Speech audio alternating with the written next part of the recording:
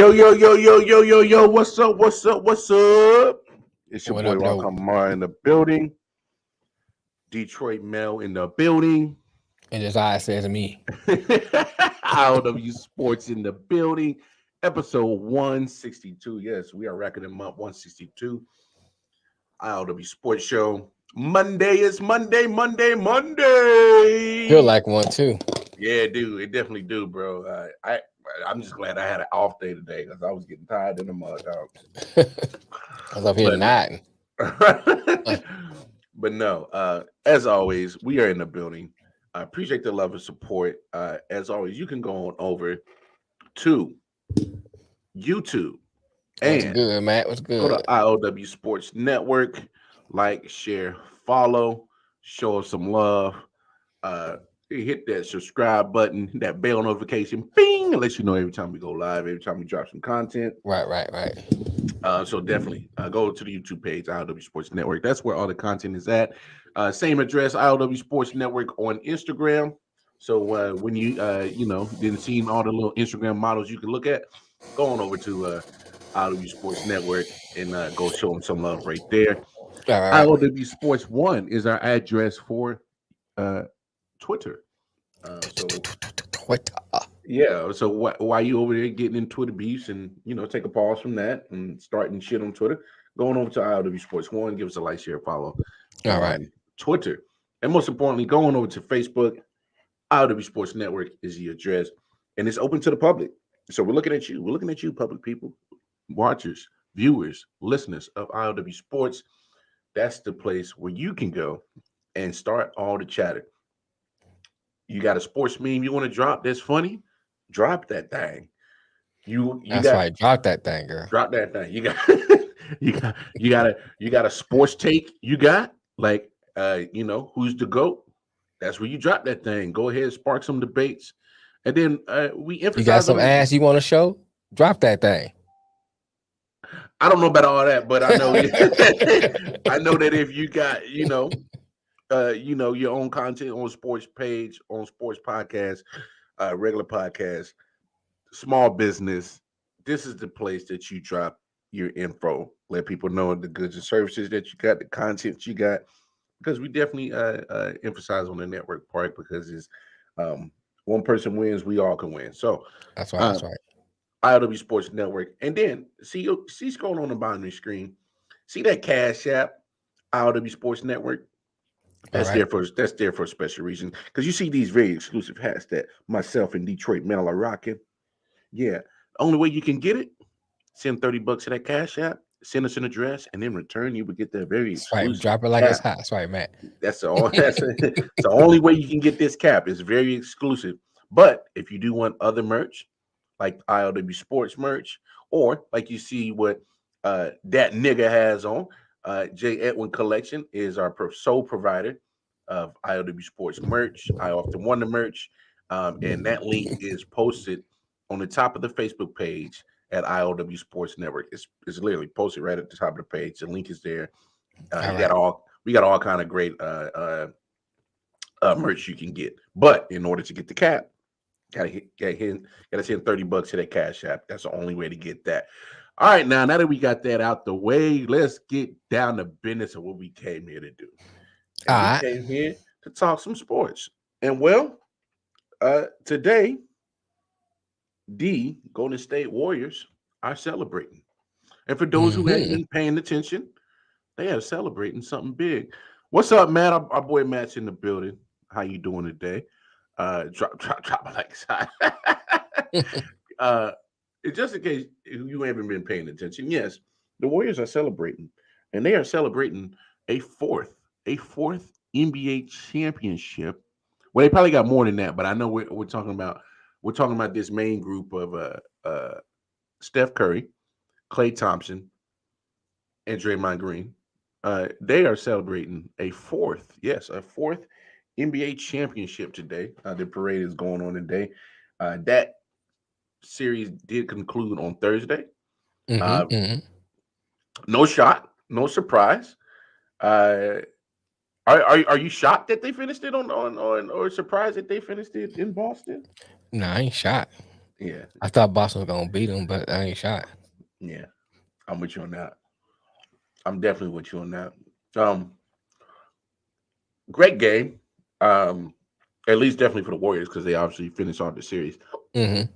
But you look at the game, first quarter, Boston comes out on a crazy run, and I'm like, okay, Boston. that was it. I'm like, Boston might want this. And then halfway through the first, Golden State went on the run. Mm-hmm. And as the game progressed, They stayed on the run. stayed on the run. All right, man. We know you said Dubs and 6. All right, man. Yes, All right. yes, yeah. We We know. know, we know, we know. But Boston just couldn't break that run, man. It was weird. It was like all they did. I would have contributed more. Dano. That's hilarious. What's up, Smitty? But no, I mean, well, Smitty brings up a good point. I know people gonna. So let's look at this from the Boston side. I know people gonna harp on Jason Tatum. They be like, "Oh, he mediocre, bad series, this and that." But can we at least give some love to Andrew Wiggins and the defense he played on him? Can we do that? Can we not bash Jason Tatum? I just think that he just went up against the best defender that the Warriors had in that series and had no chance. Andrew Wiggins was on him like flies on shit. I mean, what? Like he was on that nigga like child support.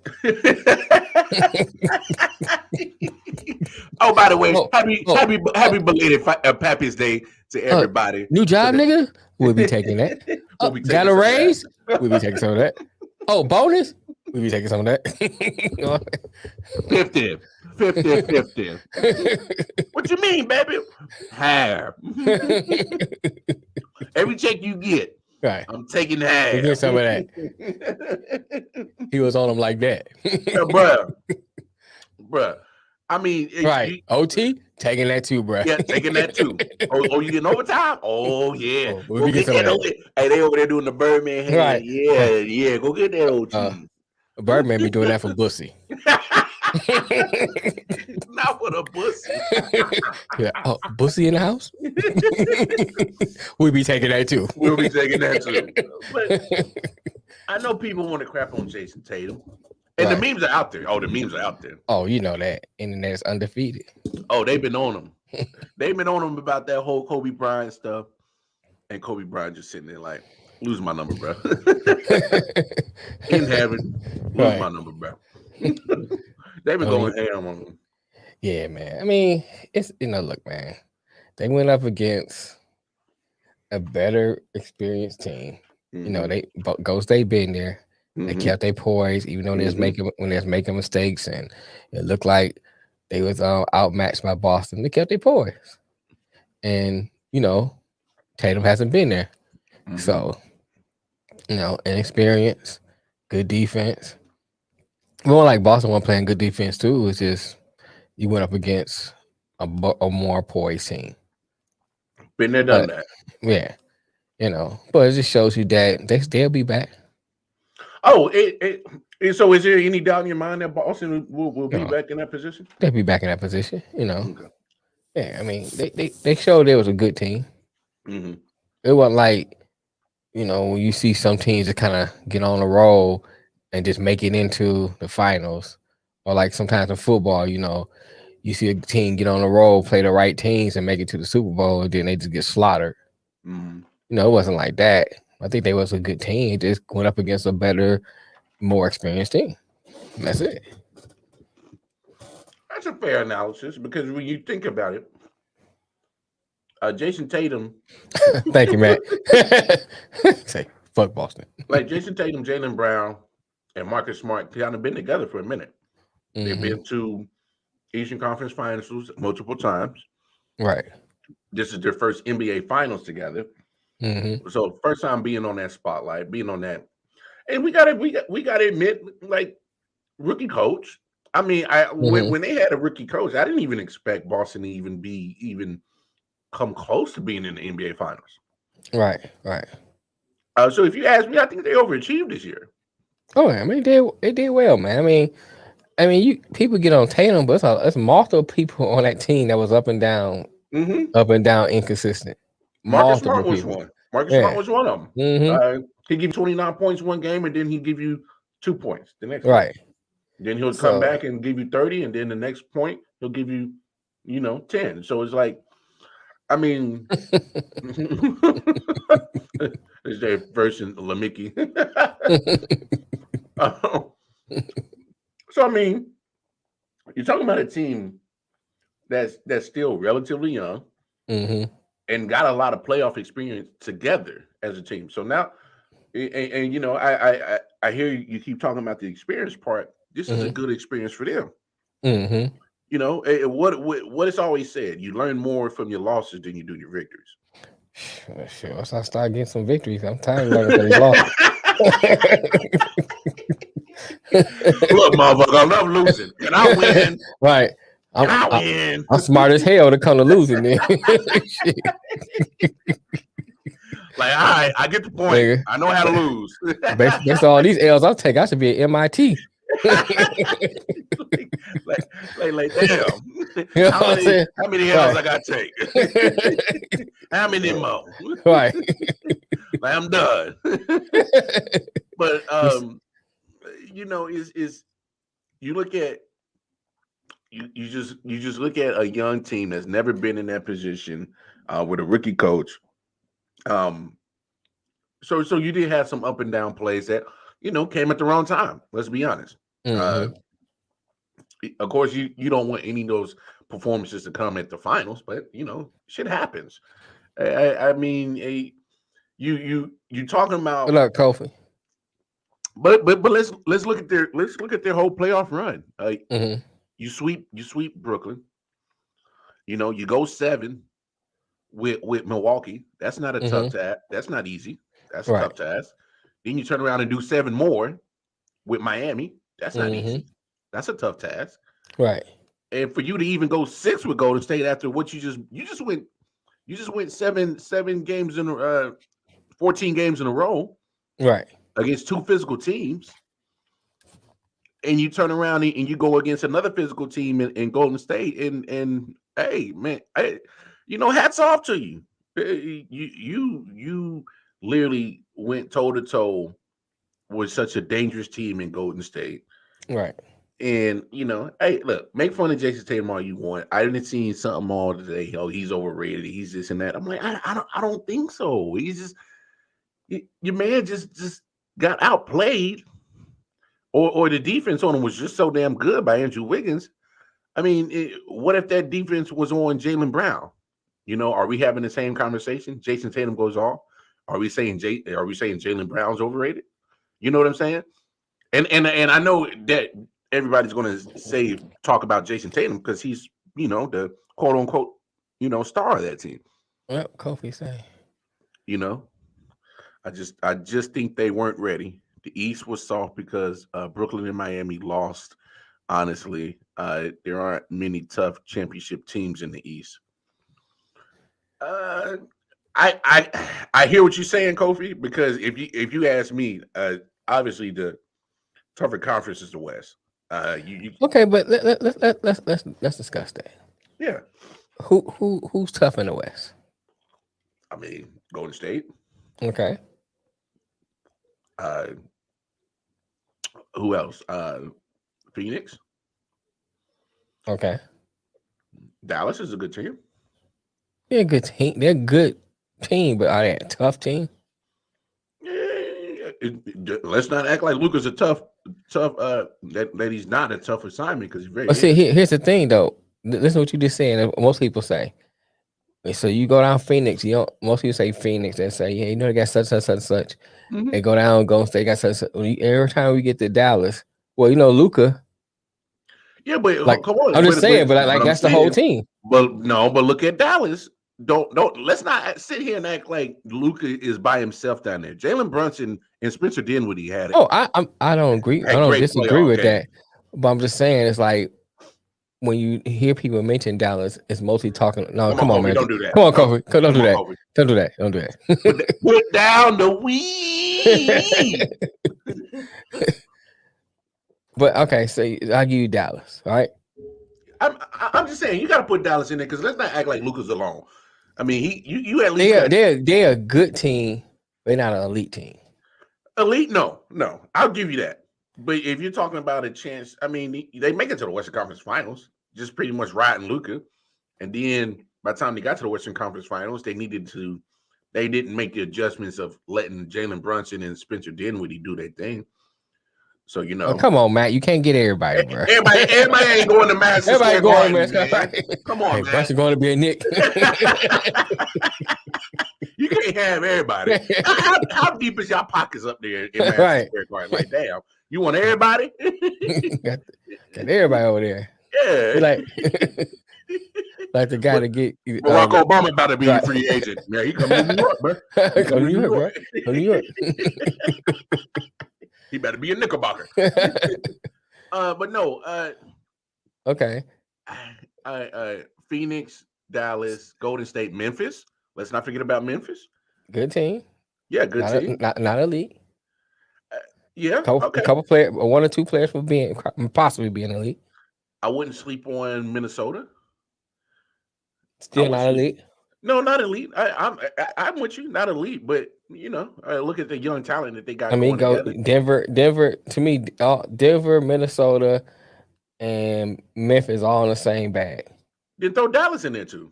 I think Dallas, they're all in the same bag. All right, now let's go to the East. I mean, you really think about Milwaukee, Miami, Boston, Miami, Philly. Philly. As long as you got James Harden on your team, you ain't no threat to nothing. I still put Philly. I put Philly in the bag with with Dallas and Memphis. Don't be stupid, dog. Knickerbockers. Something wrong with you, boxing?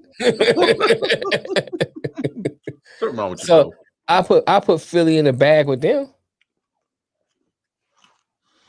I can't, man. Like them 10 games looked pretty good when James Harden first got over there. But after that, it was same old James Harden performance what you got. I'm saying, but here's the thing. If Embiid when he got hurt, he was hurt through the second playoff game they played. And he played through it. And still played decent. Imagine he wasn't hurt. James Harden is a weak link on that team. Oh, yeah, okay, liability, weak link, whatever you want to call it. But I still say, yeah, you being soft today, bro. You calling him a weak link? No, that motherfucker's a weak link. Oh, you don't want him. Oh, you don't want him. Oh, you don't want him. You don't want Harden. Okay. Well, I guess my point is, you look at it. You take James Harden out and they get somebody to replace him. They back in elite status. It's just James Harden that's really just messing them up. So that's why I say you got to keep them still on par with Memphis, Denver, and Dallas. You got to keep them. They ain't below them. Okay. So I'm saying they got to be on par with them. So then you go. Who else we leaving out on the East? I mean, if you look at Cleveland, a few players away from being a Memphis Dallas type team. Yeah. Okay. So I'm saying it's not that it seemed like it is, but it's not really that big. Brooklyn, we left out Brooklyn, a healthy Brooklyn team. I'm saying, but a healthy Brooklyn team, but you can't. A lot of ifs, man. Yeah, but we've been talking about Brooklyn. Okay, but but you can't. But here's the thing. You can't say Brooklyn is down like the Pistons and teams like that in the East. They ain't down there. No. But I'm saying we they still in that conversation every year. But and that's fine, bro. But we've been talking about a lot of question marks for Brooklyn all season. If. Hold on, Nick. Well, but see, don't misconstrue. Don't misconstrue what I'm saying. I'm not saying that they are gonna be in the finals or like that. I'm talking about if you put them up against any team in the NBA, you can't put them down with the scrubs. No, I'm with you on that. So you, I'm I with you mean, on that. they underachieve. Yes, that's a whole different discussion. What I'm saying is, when you putting them, or you put them up, and you put them up against the rest of the teams, they got to be over the Denvers and the Memphises, but maybe not quite as because they underachieve as with Milwaukee and the elite teams. They like somewhere in between those two because they underachieving. So I'm I get saying, that. Yeah. well, I'm saying, but so you take the East teams and put them to the West teams. You only got the West may have one, maybe two teams advantage, so it's not as great as a divide as most people think it is when you actually look down and look at them. I don't know, bro, because looking at the West, so Phoenix to me is an elite team. Obviously, So Golden then, how State can you can't? But how can elite. you not say Phoenix on the same thing as Brooklyn? They underachieved twice in a row. Okay, that's underachieving. I hear you. But Okay, yeah, the I'm Bulls too. Thanks, man. I forgot about the Bulls. I'm with you when you're trying to place Brooklyn. All I'm saying is to think that they're going to be in championship contention. Mm-hmm. To me is far fetched, is because there's always a lot of ifs that come with Right, Brooklyn. and I'm not disagreeing with you. I Yeah. guess what the point I'm trying to make is because I'm going back what Kofi has said, and kind of what you hear a lot of chatter is, oh, it's all about the West, all about the West. But when we really sit down and look at the teams and compare them, it's not that big of a difference between the good teams in the East and the good teams in the West. Say if it's on a scale of 1 to 10, it's a 9 to 10, maybe 8 to 10 difference. You know what I'm saying? It's not like a 10 to 3 or 10 to All right, 4. so so That's what I'm so saying. so so let's have an agreement in the East. Miami, yes. Yeah. Uh-huh. Boston, Yes. Milwaukee. Yes. We talking about elite teams, all right? No. We're talking about top Oh, teams. good teams, period. No, we're talking about good teams in East Conference Okay, go ahead. All right, all right. that you know for a fact is going to be in the playoffs. All right, Okay, go ahead. Go ahead. All right. Miami, Yep. Boston, Yep. Milwaukee, Yep. Philly, Yep. Chicago, Yeah. Brooklyn. Yep. So those six for sure. Those six for sure gonna be playoff teams. Anybody else in the East? Are you talking Toronto? Are you talking Atlanta? Are you talking Nah, Cleveland? no. Are you talking Charlotte?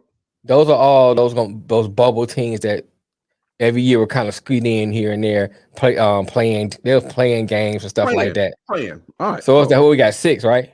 So we got six in the East. All right. All right, go ahead. Let's go What to the up, West. Jamel? Let's go to the West. What's up, Okay. Mel? Phoenix, Yes. Memphis, Yes. Golden State, Yep. Dallas, Yep. Utah.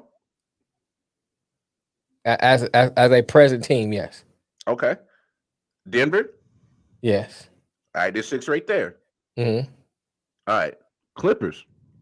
Yep. So there's seven. Mm-hmm. Minnesota. They down with the rest of them bubble teams. Okay. Way that New Orleans played this year. Still, I mean, they played great, but I don't think they down with the rest of them teams like the Clevelands and stuff like that. Fair. So we're talking 76. Yeah. So I'm saying it's not that great of a difference. Okay, that's fair. Yeah. I will give you that. You got a point. You got a point, my brother. That the parity from the East and the West is pretty close. They're pretty even. They're pretty even. And then if you look at, go ahead. You about to say something. I want to cut you off. No. I'm just saying they're pretty even. But let's throw in those bubble teams. Okay, go with the bubble teams. So you're talking about Minnesota, New Orleans. There's two. Right, that's two. So that make it 9. Okay, and then on the East, you talking about Toronto, maybe? Yeah, I go Toronto. Okay, Atlanta. Yep.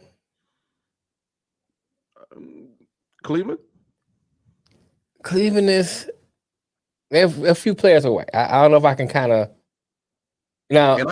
And I love Charlotte. And I love Charlotte. I love Charlotte too, but I don't think they make it either. Okay, so it's still about 9 to 8. Yeah, so you're still talking about that the parity is pretty even. Broke down.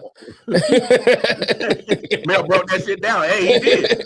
No, you're right. So and that's why we're having this conversation, because you really got to break down that there's no power difference between the East and West. I think what it is with the West is a lot flashier.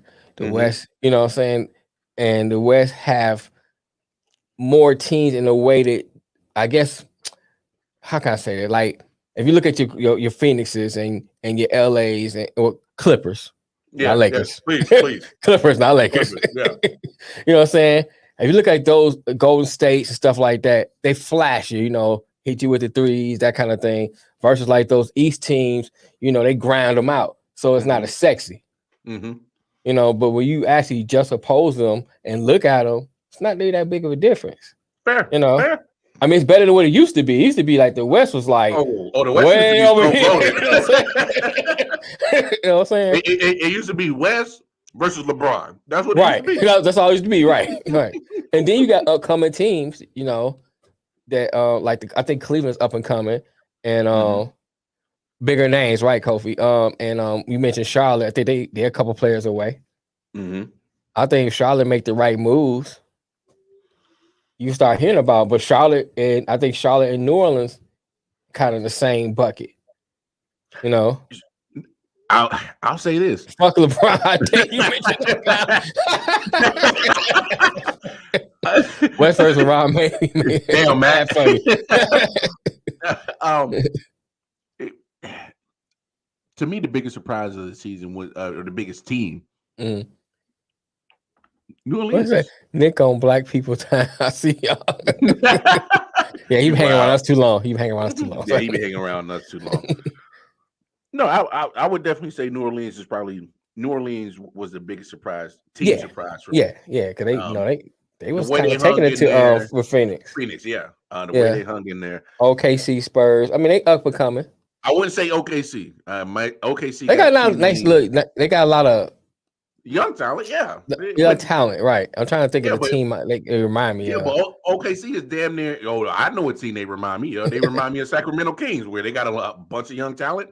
No good coach to really put it together, and so they're gonna stink.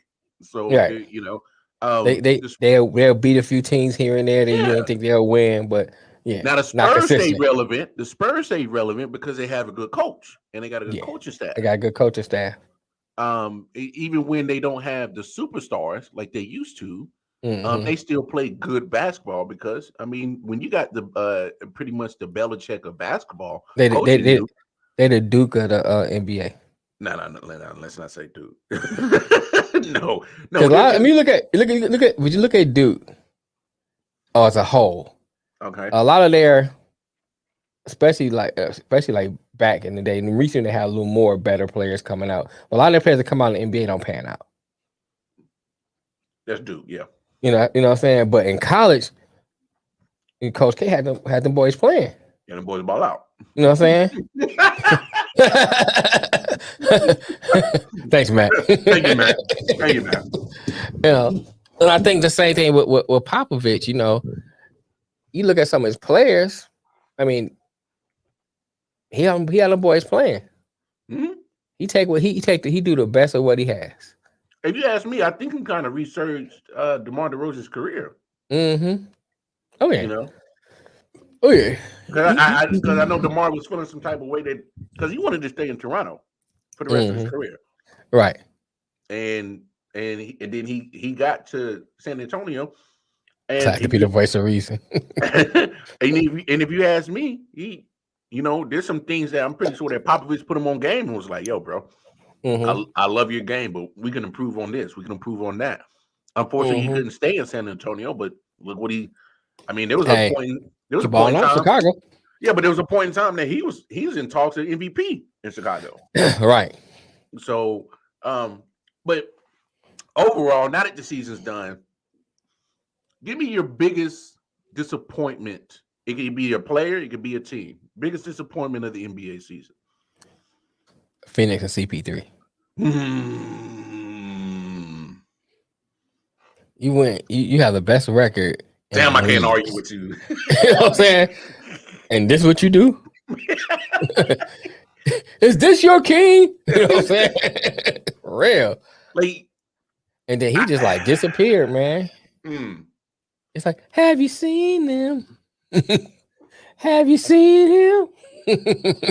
No! Right. He just disappeared. I can't disagree with you. Honestly, for me, it's hard to find any team or player or anything in NBA that was more disappointing than that. Because this same time last year, we had Kofi. we had the conversation because they were just in the finals, just lost to Giannis and them, right? And my thought was like, oh well, that's as close as you can get, CP, to getting to championship because you were in it and you didn't come up. You didn't come up with the win. Clippers, Lakers. Go ahead.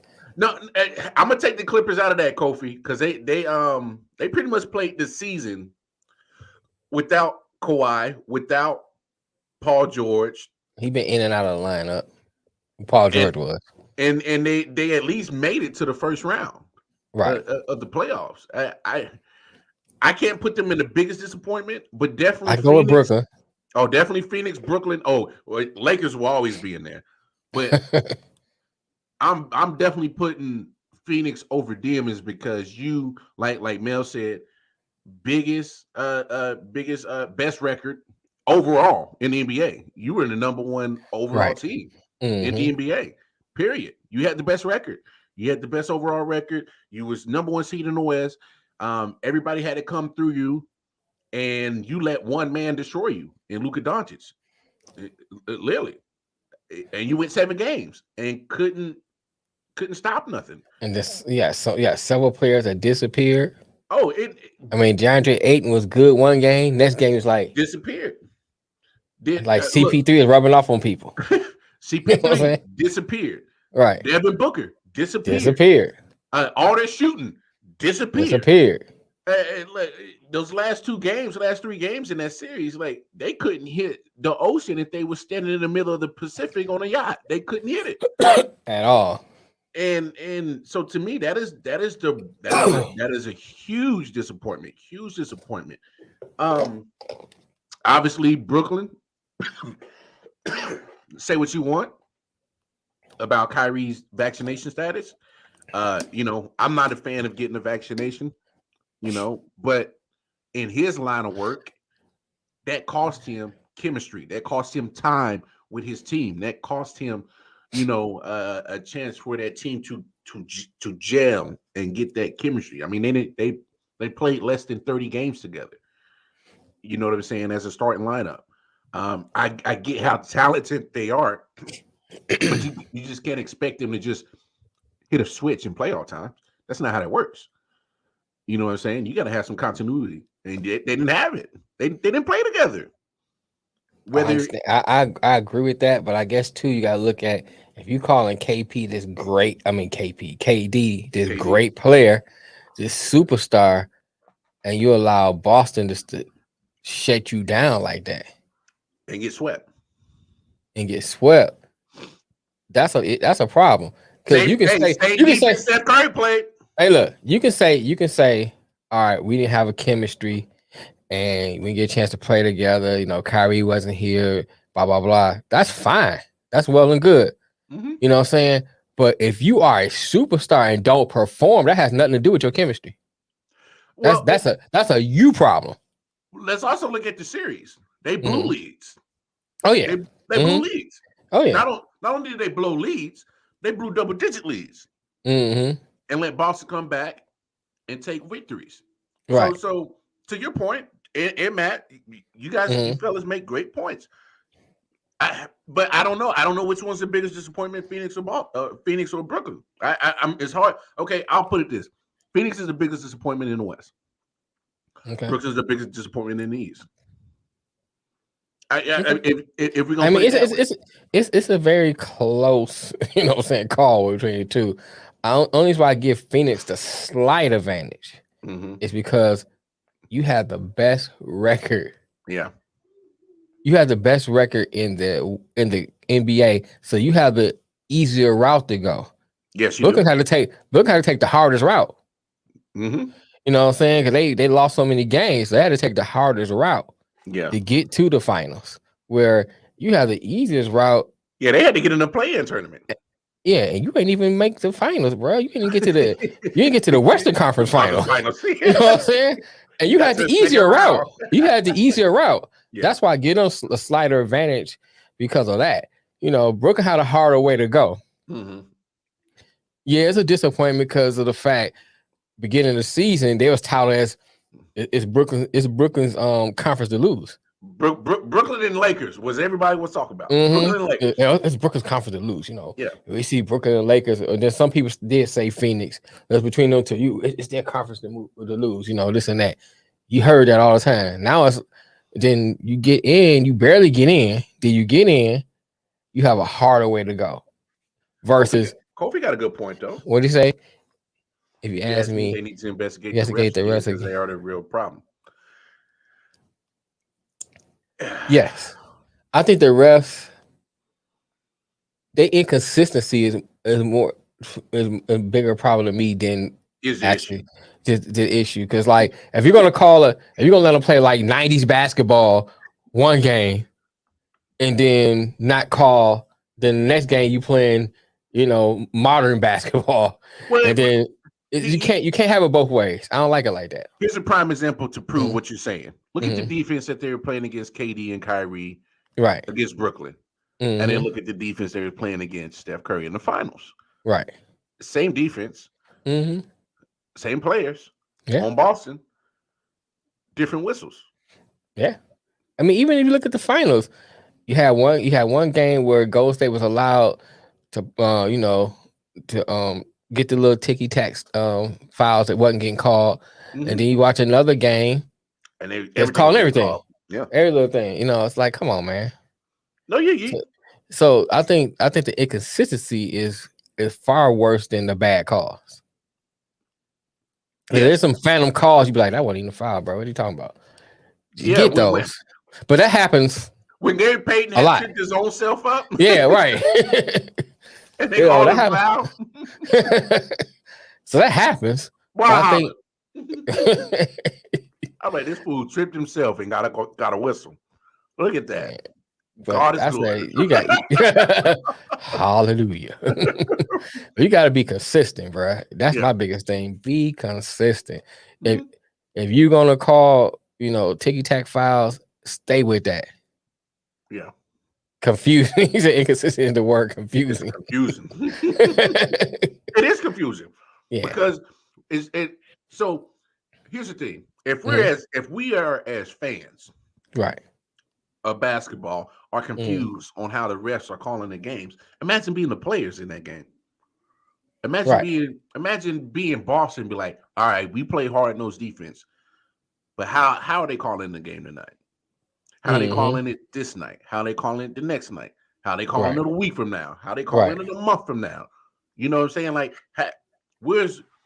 it's confusing as hell to us as fans. I can only imagine being confused as a player trying to figure out where's the line with these refs. You know what I'm saying?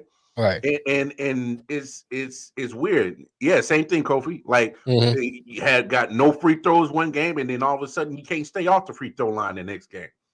So it's like, where's your consistency? Where's the rules don't change either.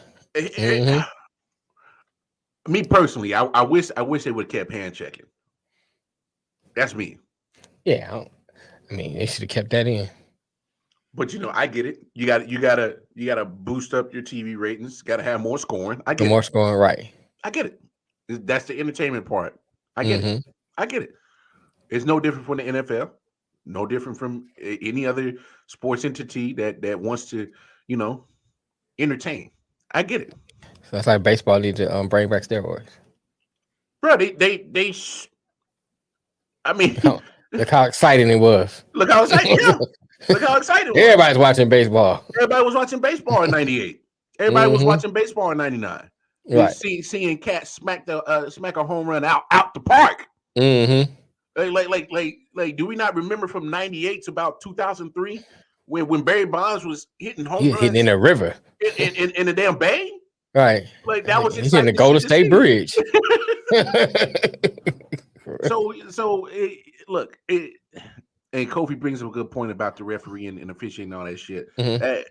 That's up to the NBA to handle. And they're going to handle it in the best interest of what looks like on the bottom line, how the dollars look, how the TV revenue look, how many views are you getting. They'll make that decision based on that shit. And it is what it is. But we did talk about KD, and this one thing I wanted to talk about. So as Golden State celebrates state championship today, is KD, is he salty? Is he bitter? Should he? Should he be? He shouldn't be. Okay. You made that decision. Okay. I had to. I have to. Okay, come on, bro. Yeah. We get it. The Yankees, they won. They're good. I gave you your props, man. This fucking guy. This fucking guy. Man. I'm gonna quote Flavor Flav. Yeah. He said, "You build the maze you can't get through." You know what I'm saying? You cause these things. I try to help you all I can. Mm-hmm. I can't do nothing for you, man. You caused this. You know what I'm saying? You built this maze you couldn't get through. You chose to do the things you do. I try to help you all I can. I can't do nothing for you, man. That's it. You know what I'm saying? Flav hit it on the head. That's it, man. You decide to leave. Yeah. I gotta prove that I can win. You still proving it while they winning. You know what I'm saying? Whatever the circumstances is, you can go, well, they didn't have this, they had it. It don't matter.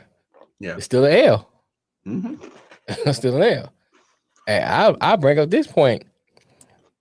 If we always talk about, this player played back this and this player played this time, how would they excel?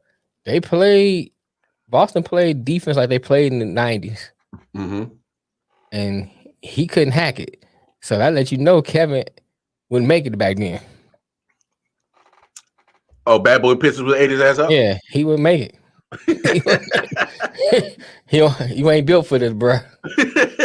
You ain't built for this, mentally or physically. For real, because his frame is not built for it. It's like he used to he's tall, so he used to rising up over people. He don't really drive as much, so he ain't really banging down in the paint. So his body ain't built for that. So you start banging on him, you don't know what to do. You know what player reminds me of him that's about to come out in the draft? Who that? Chet Holmgren. Yeah. Great offensive skills. I don't trust no nigga named Chet anyway. But I'm just saying, great offensive skills. He will block your shot because he is tall. Right. But you're afraid. You luckily for people like Chet and Kevin Durant, this is a different style of NBA basketball. And it's not Bad Boys Pistons. It's not Lakers, Celtics basketball. Because these dudes will get hurt. How their feelings and their bodies hurt. Bro, Bill Embiid would deliberately hurt these dudes. Right. Probably wouldn't have to put much effort into doing it. Katie feel like a fool with money. Just show you Golden State are good no matter what. And that's one thing that I think needs to be said about Golden State is because that team is built so well as a franchise. You can definitely see that. Of course, Steve Kerr being a former assistant and GM in San Antonio, you can see the kind of blueprint of Popovich written all over them a little bit. Yeah. Where not necessarily going out and getting free agents or making a lot of trades. Pretty much the only trade that they really made was getting Andrew Wiggins, and that worked out well. Right. But building the team through the draft, that's how you got Clay. That's how you got Steph. That's how you got Draymond. All three of those. So, cop vibes. That's what I'm saying, bro. I mean, those three guys came like the Fed. That boy talking. You be trying to do stuff in the locker room. Oh, here come that nigga Chet. Here come Chet. He gone yet? All right. He gone yet? He gone. Yeah. Chet gonna pull a Kobe. Once he get caught, that nigga Shaq doing it too. He gonna pull a Kobe. For real. Hey man, y'all Say, ain't gonna bruh, do my man Kobe like that. because you talk about your old crimes. Don't bring me into this. You know what I'm saying? Because you get caught. They didn't even mention my name, bro. They didn't even mention my name, bro. What you doing? Hey, that's called deflection, bro. Right, you know what I'm saying? Hey, Kobe had the Burger King and the shake walking out the door. He about to tell. You gotta tell everything. Hey, you need to smoke. You got a cigarette. Newport. Hey man, you got a cigarette. Hey, bro. Hey, when they get in the interrogation room, when they ask for a cigarette, it's about to start. It's about to start. When they get the Burger King and the burger, the fries, and the drink. You see my man sipping the Coke and eating the burger? It's about to go down. It's a wrap. It's a wrap. He telling everything. He telling everything. And then they definitely call his mama. Oh yeah. And they definitely call his mama. He really didn't tell it all, dog. Chat gonna be doing Kobe. Yeah. Hey, don't do my man Kobe like that, R.I.P. man. Damn y'all. No, but Golden State is gonna be around as long as that core is. They got good pieces too, man. They got pieces all the way down the bench. Let's have this conversation because I thought about it last night. Mm-hmm. You see the performance in Draymond. You see the performance in Clay in the finals. Mm-hmm. I'm just proposing, just a proposal. Go ahead. The value that you can get for those two players. Yeah, you upgrade your roster with what and who? If you look at because here's the thing, you're gonna have to get some young talent. Here's the thing. If you're Golden State, you built the win now. With those players. Yes. All right. You trade those two and say you bring in young players. But they gotta be some bona fide young players though. Who you gonna get? I mean, I'm just throwing it out there. Maybe you talk to Cleveland, get Sexton, Garland, one of them. Yeah, but how's that working with your chemistry? I hear you. I wouldn't mess with that. I would ride them out, especially not Clay. Go say?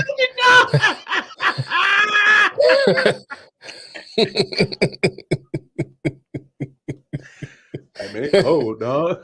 Right. He said, "With those arms going to sleeves, he telling."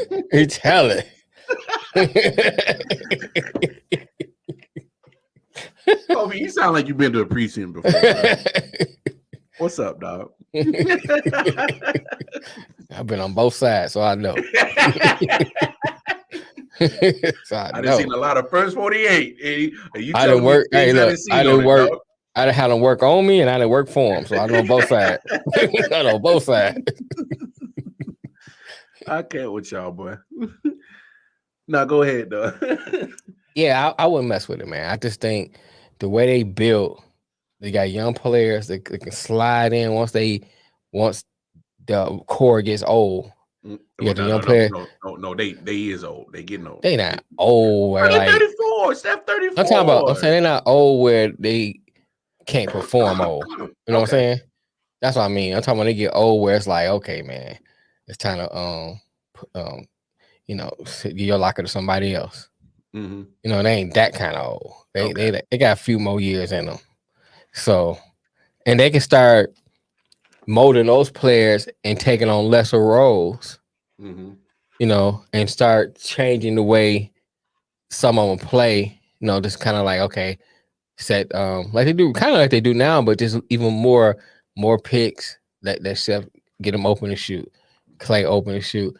Not necessarily have to create your shot because you have these young players that can help create the shots. With Poole and start learning how to take over the ball and handling the ball more, and Steph can kind of just get in the corner like Ray Allen was doing, and this when he got older, right? He just go in that corner, kick out the Ray, and just shoot it. Yeah.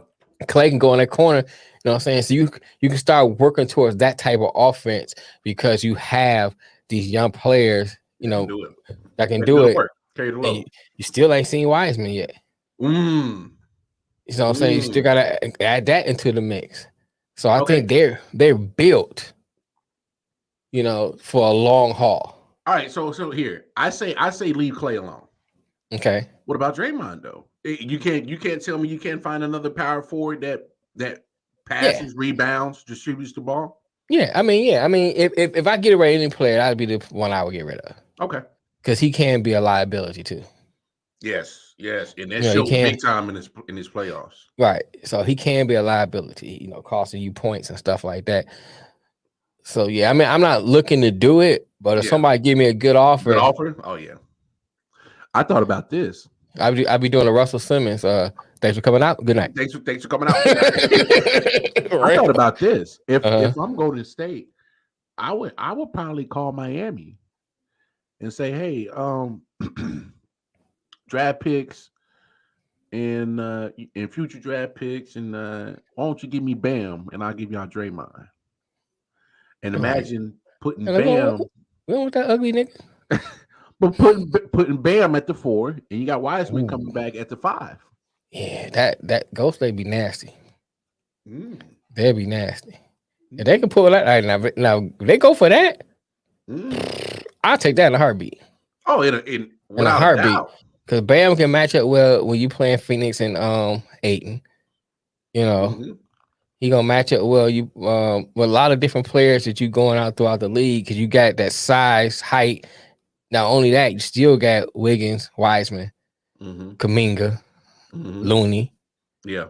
You got players you can rotate in and out against different players. Yeah. That still can perform. It's not like when you have some players that you rotating out just for the height, but they're not really producing. Yeah. You got players that they can kind of produce. And Will Chamberlain's son. Oh, Otto Porter Jr.? Yeah.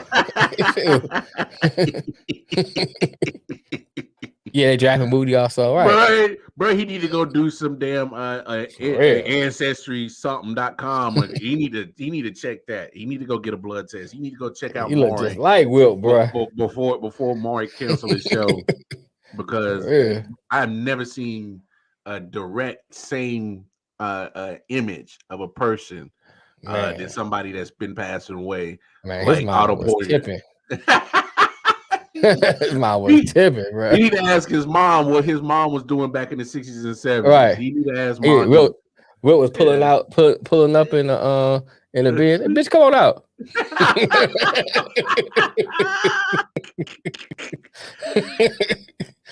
For real. No, me personally, yeah.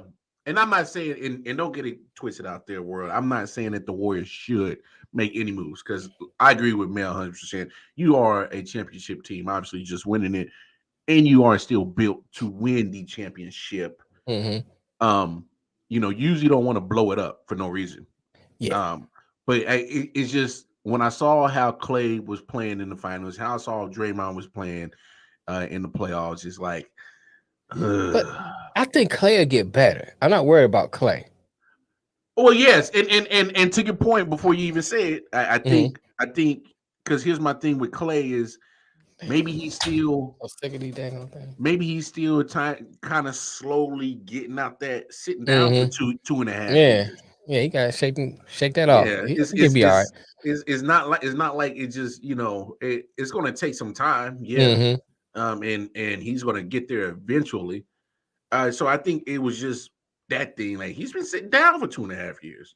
Right. It's not like you're just going to get rid of all that rust in a matter of 4 months. So right. And that's why I'm kind of falling back on trading him and joining your points of But like I say, if you get a good deal like you said with Miami with Draymond, yeah, I take that. Oh yeah. I think Golden State need I hate to say small players, but little players that come in and play certain roles. That's what they need. If you're gonna make any kind of moves, it'd be players I don't have to pay a lot of money for. I don't have to give up nothing for. What do you say, Paul? Yo, Matt and Kobe, wow, bro. They got named. Told him mom and dad had a pimp, and that's who he got named after. He's peaked already, but still solid. Hey, I don't disagree with you, Matt. I'm just saying, but if you can get a deal like Lamar's saying, I'll take that deal. Yeah. You know what I'm saying? I think it's an upgrade. When you got a solid player, you can always get better than a solid player. You know what I'm saying? I think it's an upgrade, and you got other players on your bench that can perform. It's not like you missing him, and then that you don't have nobody else. You got other players that can perform, plus you get an upgrade. So I will take that. Mm-hmm. And especially if it's trade for trade, and I'm getting a couple of picks. Yeah, you can have that. Yeah, I'll take. Yeah, and it's no diss to Draymond, but you can see chinks in his game where he's getting old. Mm-hmm. At some point, hey, what do we say all the time on the show? Father Time is undefeated. Undefeated. Unless you're Tom Brady taking steroids. But Tom Brady eating babies. He got on that stem cell. That stem cell. Baby blood or something. But there were signs that Draymond, I'm like, that's Darius Lee, if anyone heard it. Oh, really? Okay. Dang. Except cosplayer got shot. Darius Lee, I had to look him up. Sounds familiar. Mm-hmm. Sounds familiar. But so RIP to his family. Right. But yeah, but Draymond is like you see signs that obviously the veteran savvy in him, he's gonna be in the right spot at the right time. Yeah. I get that, but you can't always be in the right spot at the right time if you can't get there because of your body. Right. You know what I'm saying? And some of these fouls that he's getting are just unnecessary. It's you're costing your team or you're giving the opposite or the opposing team more opportunities to put points on the board at free throws, giving them more possessions because you're fouling them. Mm-hmm. It's at some point, and there was a point in time in this NBA Finals, I'm looking at Steve Kerr like, bro, you got to bench this dude. What you doing, bro? Oh, you gotta bench him. I gotta say this. Is it me or does Draymond look like Al Jolson? It's like this nigga got on blackface.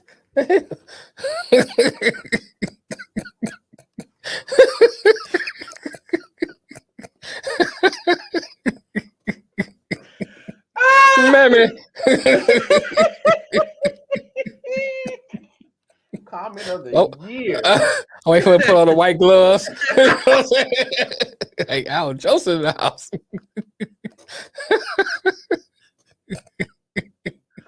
Facebook, YouTube, don't cancel us. Don't cancel us.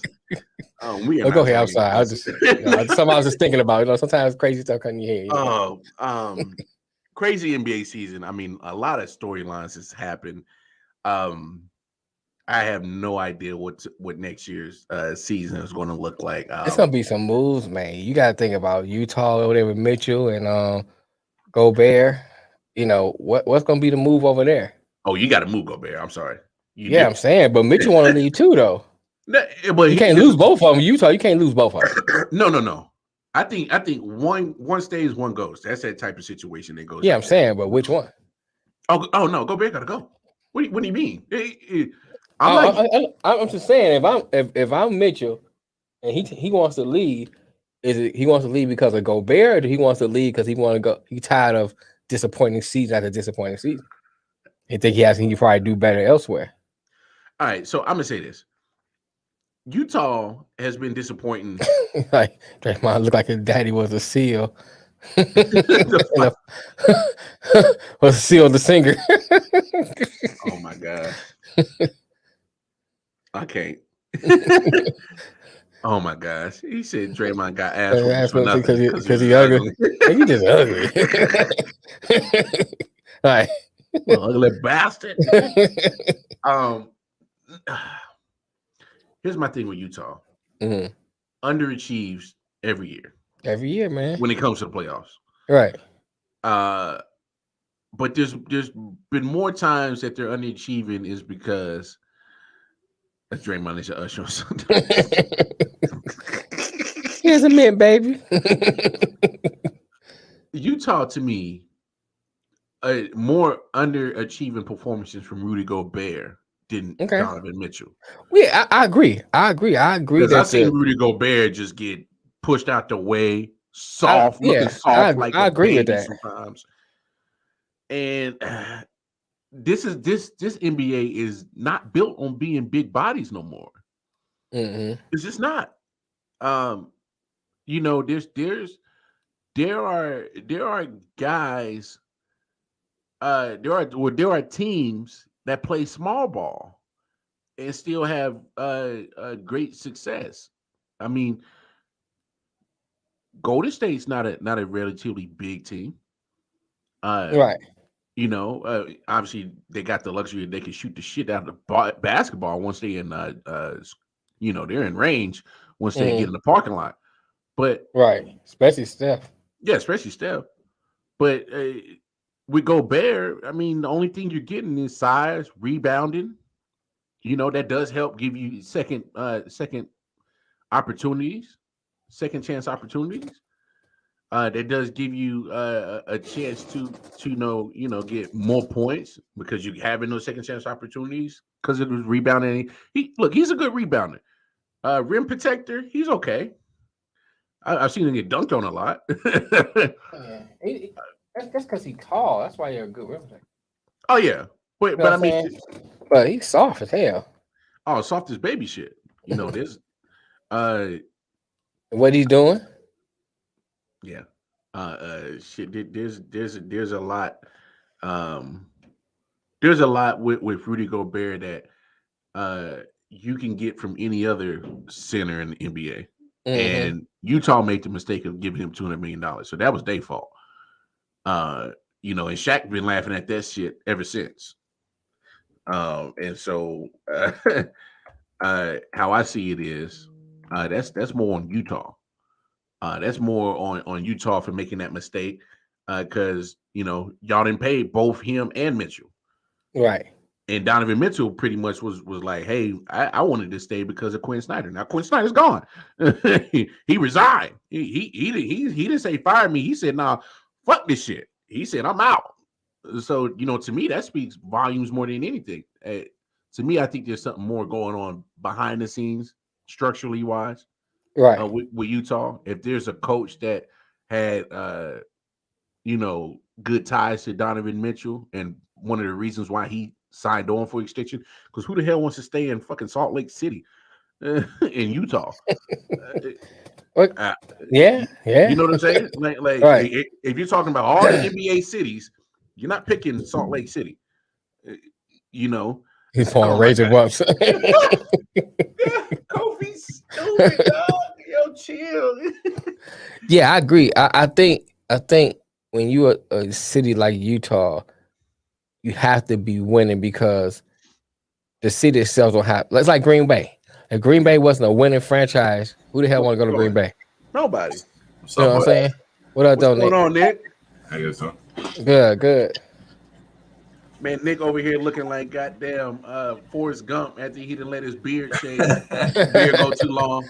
He kept running and running I'm not a runner, bro. and running. If you want to be like he kept napping and napping, all right, that's your and running and running. Yeah, I agree with you on that one, Matt. I agree with you on that one. Let's hope that D-Wade doesn't pull an MJ as an owner. I don't know. Here's the thing. You haven't seen a lot of good NBA players or good professional athletes that were good in their field turn around and be great execs or coaches in that same field. You haven't seen a lot of success of that. I mean, Bird wasn't bad. He was decent. He was decent.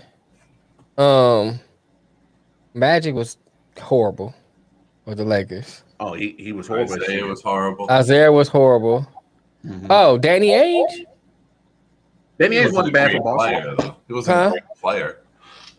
Yeah, he wasn't a great player. I'm just saying a player in general. Steve Kerr. He was a role player. Yeah, Steve Kerr. Right. He was Steve Kerr. But I'm just saying players in general. Yeah. Yeah. But I agree. I agree with you. It's not many. No. So, who knows what will happen with them. Maybe the patterns just be white. Because most of the good was a white player. So maybe he's got to be white to be a good owner. Hey, you said it. I'm glad it wasn't me. A big homie, kind of give us your breakdown of the finals before we move on to the next topic. I didn't watch shit. I hate both teams. Done. Yeah, his name and accent. Well, I didn't watch it. I'll be completely honest with you. Well, I hate Boston that much that I don't even want to watch them be slightly happy. Wow. That's it. All right. Good take. That's my take.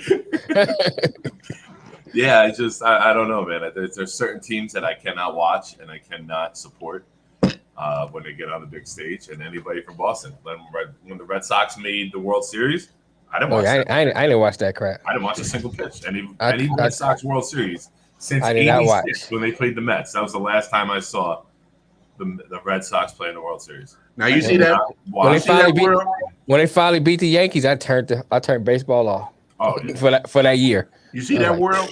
That is true fandom right there. That you despise your rival so much that you refuse to watch World Series, NBA Finals, or anything related to that 100%. 100%. And let me add this: that I hate them so much that if I don't watch it, it never happened. One thing we didn't discuss before we move on. What's that? What does Steph Curry rank in your all time? And before we get too deep into it, me and Nick had this conversation on the late night show, and this was before the finals. We were ranking them around 10 to 12. 10 to 12. And we're so Mel, where would you rank Steph Curry all time on all time list? I mean, I guess if you're looking at accomplishments, he's in about 6 or 7.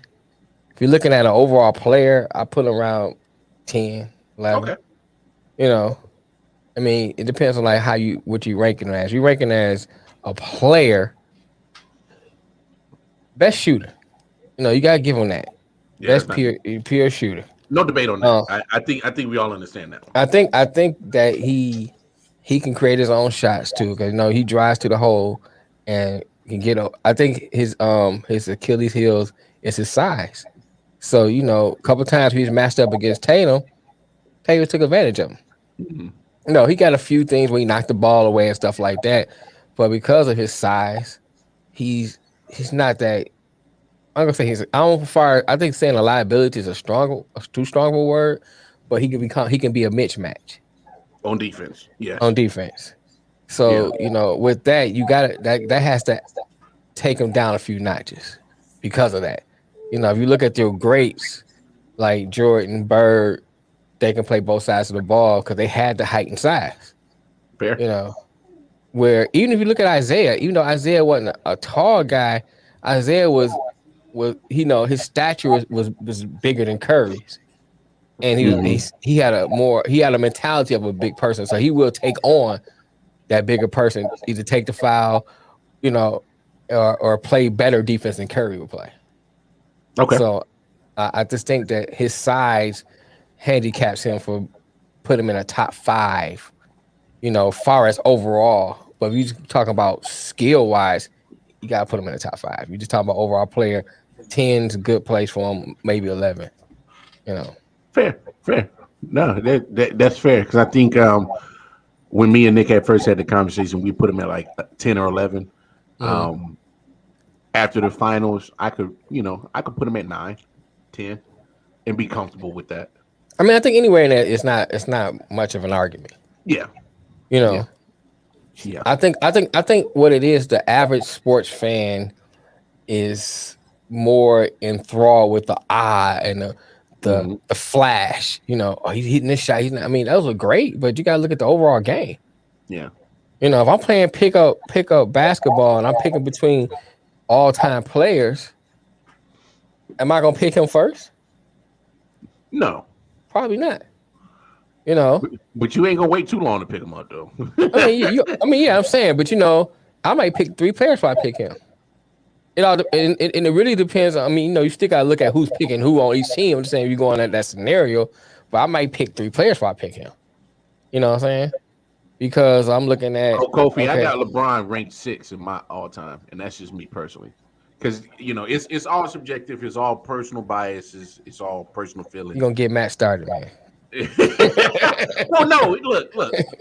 With LeBron, I'm not gonna just because I dislike his style of play and I dislike how he plays the game of basketball. I'm not gonna be oblivious to what his talents are. Obviously, the guy is a talented basketball player, but the antics, the flopping, the crying, I need everything around me to be all-star or better. Right. I don't rock with that.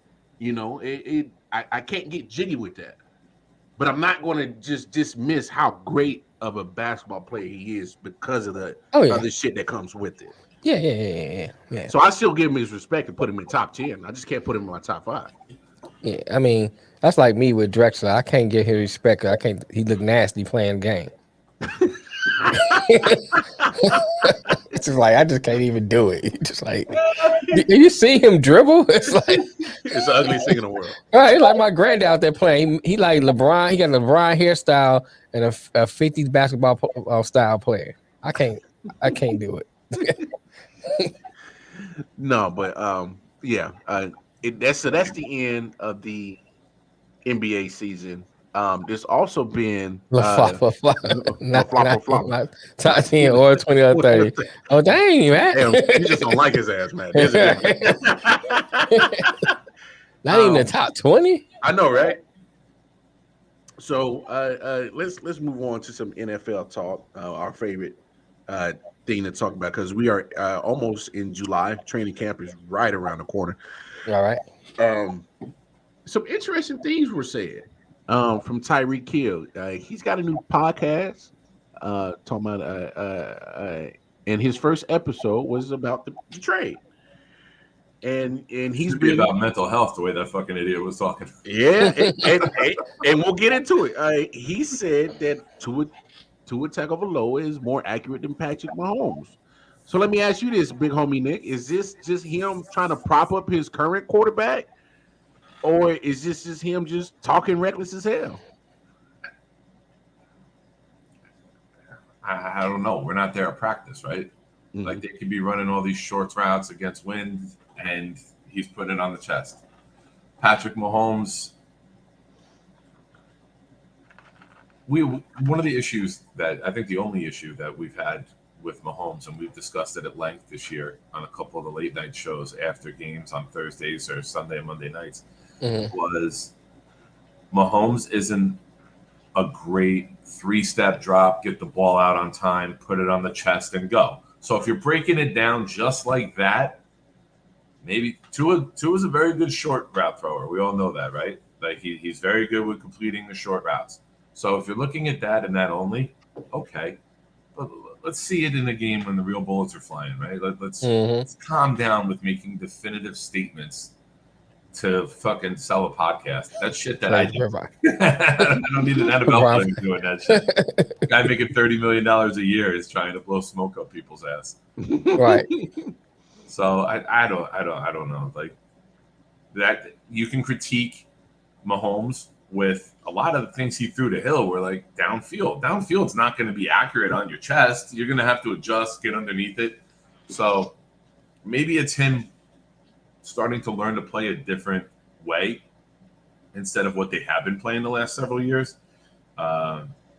Maybe Hill forgets his Alex Smith days and how accurate Alex Smith was putting the ball out there and how good he was with timing. But yeah, I don't know. I'm taking it with a grain of salt, basically, because you haven't played a real game yet with Tua. He hasn't had a real pass rush coming after him. You haven't been bumped, tackled, hit, taken off your routes. So it's just bullshit at this point. A lot of smoke, How you feel about it, Detroit, man? Tariq on some bullshit. He just trying to get his podcast hype. That's all it is. I mean, you gotta look at it's kind of something what Nick said too. You gotta look at the style that Patrick plays. A lot of times he's rolling out, somebody's chasing him. Mm-hmm. You know, he knows the type of receiver you are. You got the speed, so I don't have to be 100% accurate. I can throw it to that spot because I know you can run and get it. Because you're gonna beat either the safety or the corner that's checking you to the ball because you got the speed. So I just need to put it away from them where you can get it, give you the opportunity to get it. So that's a different type of style versus dink and dunk with Tua, short passes here, slants and stuff like that. Whole different type of game. You know, Tua ain't got nobody chasing him and trying to throw it to you. You know, you just in OTAs. Let's see how happens. You got that pass rusher come after you, and Tua has to get it to you. Now let's see what happens. I think he's just talking, man. You know, he just trying to dig at them because that's his former team. That's all that is. Hey, you got to pump up your current quarterback. I think that's that psychological part. Mm-hmm. That psychological part of football. He got mad hoes.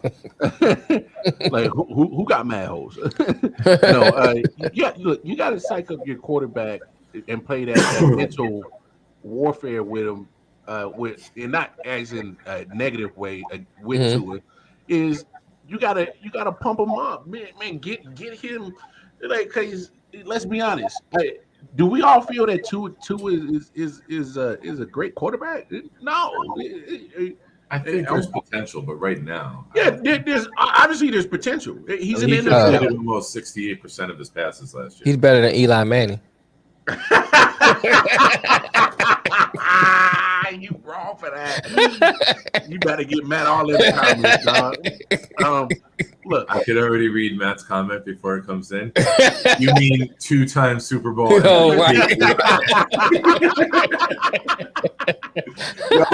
Hold on, while we're on that, did you see that Peyton Manning was at an Ole Miss baseball game, and the Ole Miss channel or whatever broadcast channel put up Peyton Manning, Eli Manning's brother. Since it was Ole Miss. It was such a great troll. It was so good. But I mean, when everybody thinks of Tua, I mean, he still hasn't shaken off the fact that the newly retired Ryan Fitzpatrick took his job. You know, he still hasn't shaken off that part of his career. Yeah, that's true. You know, and he had injuries last year, but there were times he showed that all right, he might be the quarterback. Now you got an upgraded roster with actual weapons to throw it to. Mm-hmm. You know, you got weapons in the backfield. Mm-hmm. They semi bolstered their offensive line just a little bit. You got Armstead on the left tackle from New Orleans. All right. That's an upgrade. It's an upgrade, you know, from what they had previous years. Right. But look, you know, he said everybody can't be like Jared Goff. But you look, to me, it's put up or shut up time. Yeah. Oh yeah. It's how much more do you need, Tua? How much more do you need? If he can't succeed with what they've done this offseason, with adding Armstead, with adding Mostert, Hill, Chase Edmonds, if you can't go win 11, 12 games with this offense, it's time to find somebody else. It's time to pull Fitzpatrick out of retirement. I agree with you with majority of that statement. I don't know about getting Fitzpatrick back, but I definitely agree that it's time that, you know, hey, man, I don't know. Oh, my God. You see what Matt just said? Say what you want, but you can't spell elite without Eli. I can't. I went to Detroit public schools.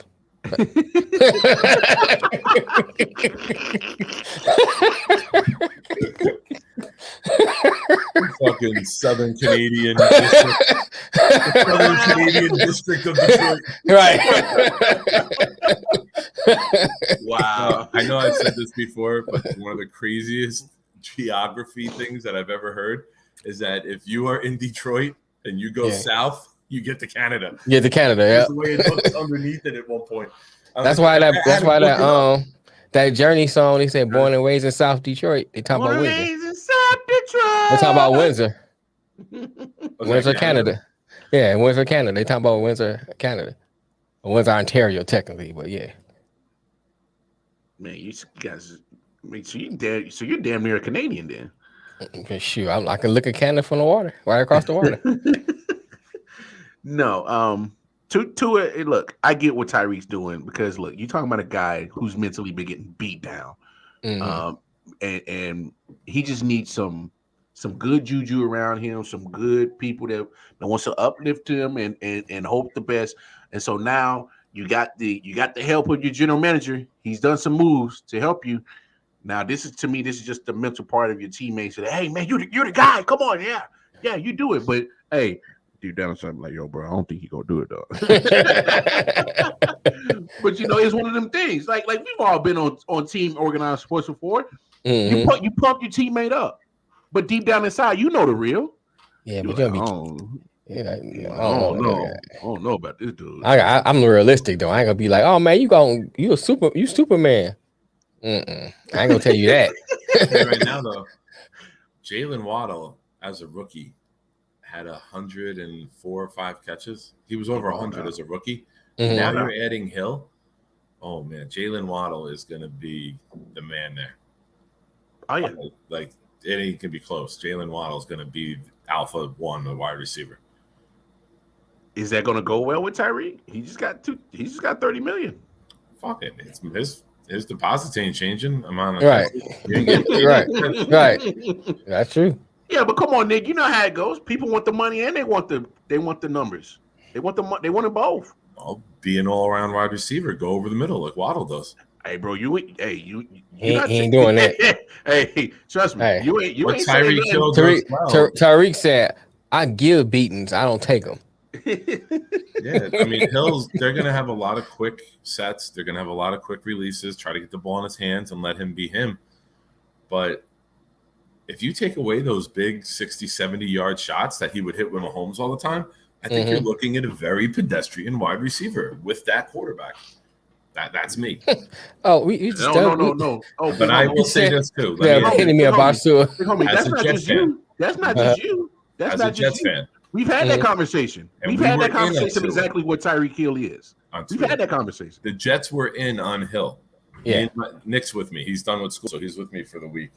We watched the Jets take flight 2022. They had 5 episodes. We've been watching it all day. It just ended. It shows that the Jets were in and they had an agreement in place. And I am on record as saying on this show, on the Jet shows that I do, the Jets dodged a bullet in Hill picking Miami. He's not an all-around wide receiver. He doesn't block in the run game. He would not, then the salary to it, I would much rather have Wilson, Breece Hall, Jermaine Johnson than Tyreek Hill. Okay. Hey, you get no arguments from me. I think we completely dodged the bullet with Hill picking Miami. And I think that it's going to be something that can crumble Miami financially. And when Tua ain't getting him the ball downfield and his numbers aren't what he's used to. Funny, like you said, you got the paycheck, but you want the numbers too. Yeah. You should have fucking taken less money and stayed in Kansas City. It's funny you say that. Better off there. Because we've had that conversation of what Tyreek Hill was. And I've had this argument with many of other Chiefs fans in different types of groups everywhere. Like, what you got back in return is going to help our team, not just right now, but in the future. We got crazy draft picks we got 5 draft picks for Tyreek. And we didn't have to pay him $30 million because he thought 22, 23, 24 wasn't enough for him. Bye. Well, what you do, it is. Oh, of course. You know what I'm saying? What you do, it is. Like, and there's Chiefs fans that are going, hey, we're going to miss Tyreek.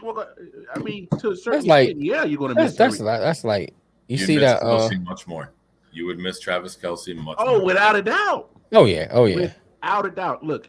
Tyreek is the epitome of that meme. You see that meme where it talks about in Proverbs, it says that a prostitute is worth 2 loaves of bread.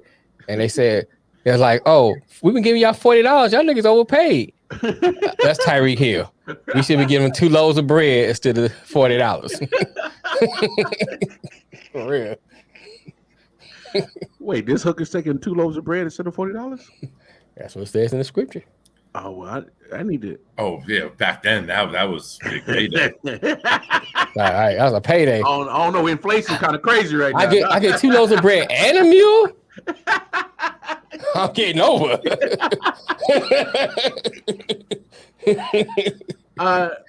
Some other interesting things. Bless you. Good. Going on in the NFL. It's extension time. This is the part of the season. You see a lot of teams hand out some extensions. Some players going to get the bag right before training camp, or at least during leading up to preseason. You start seeing. So this 2-month period right here, you start seeing people getting paid. One big name out there that's having issues getting his contract extension. You got that guy number 8 in Baltimore having a hard time getting his extension. I think guy's mama trying to negotiate. So Detroit Mail, how you feel about it? So how you feel about Lamar in the reports are him in Baltimore are not even close. He need a real agent. You can have your mama negotiating for you. I mean, for real, that's just serious. Why you got your mama negotiating? Unless she went to like school or something like that. Why is she negotiating for you? I don't understand that. You know, you need somebody that knows what they're doing up in, especially stuff like this. When you're not even close, you need somebody who can go there that's skilled and know how to say, okay, what you guys need? You know, what we need to do to make this happen? Yeah, I just sent the thing on Instagram. Klay Thompson, drunk as hell, tripped, fell over, and knocked the lady down at the parade party. Oh, wow. I commented on the House of Highlights. I'm like, fake Klay wouldn't have done this. Oh, yeah. Oh, wow. He trucked her. How good is that? Oh, wow. Yeah, he towed down. Matt, I just sent it to you too, man. Yeah, I think that doesn't make sense for you to have your mama doing that. Now, having said that. Yeah, right? What's going to happen in negotiation? What you say about my baby boy? Right. You know what I'm saying? Yes, that was my black woman impersonation. I felt free enough to do it on the show. Matt said, you ever see these hoes from Jersey take less than 2 loaves of bread? You ever seen these hoes from Jersey? They take less than 2 loaves of bread. Matt, you wow, bro. Oh my God. Take a used epidermic needle. Oh my gosh. But you know, the Baltimore, they don't get it done. They got a choice. Who what are they gonna do? Get Baker Mayfield? They don't have a choice. They need him. You do what other teams have done. What's that? And reset the quarterback contract and go with a rookie again next year. A lot of good rookies coming out next year. If you believe that his best was the MVP season and that he'll never get back to that, you don't sign that to 5 years, $238 million that people are projecting. I mean, unless Harbaugh has changed the way he feel about him, I don't see that happening. I haven't really seen any reports on it, but you know, Harbaugh is really backing him. I can't see. Like, I don't know.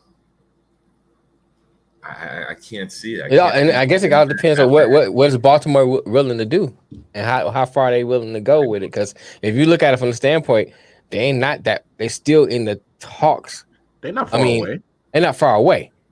You trade him, even if you get a Stroud or a man from Alabama, that's not necessarily going to turn into anything that year.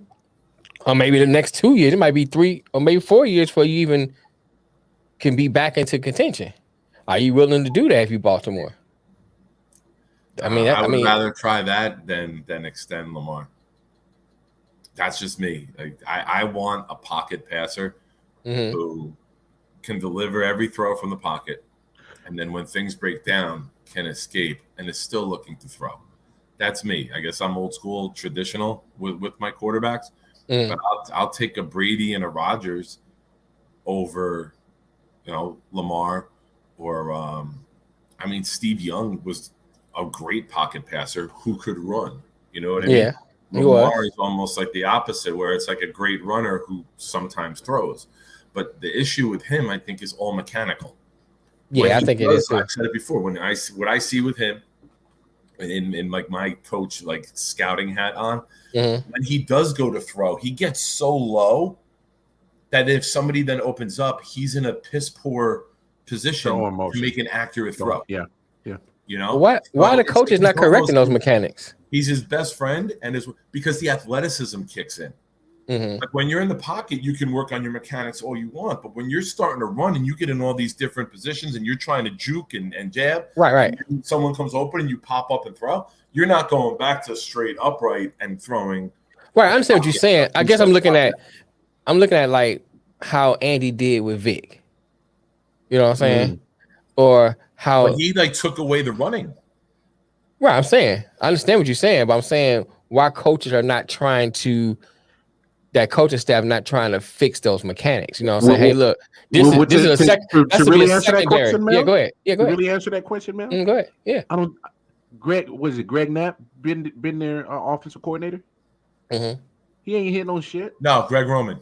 Greg Roman. Yeah. Greg Roman ain't. He's been around the league, but when you look at like as an offensive coordinator, you're not looking at him as an offensive coordinator that's talked about as being a head coaching candidate, because he was a couple years ago. I think he turned down the job after Lamar's MVP season. He was highly touted and was interviewing everywhere. Of course, but I think he turned it down. But of course, Lamar just had an MVP win season. Something in Baltimore. Lamar just had an MVP season. Of course, people are going to. I just think a lot of times when you have people like Lamar to has this great athleticism. Sometimes they get on teams and teams just say, oh, they don't try to work with what he has and help him to go to the next level. They say, do what you do. And that's to the detriment sometimes of these quarterbacks, because it's been times I've seen him make great throws. So it's there. Just to piggyback off what you're saying, man. Just to piggyback off what you're saying, I think what it is that you see these players that make magicianal plays because of their pure athleticism, right? And these teams are like, well, hell, we ain't got to invest in certain other pieces of our team because we got a magician back there. Right. He'll get out of it. He'll get through it. Why spend big money on the right tackle for what? Lamar's just going to shake out of it.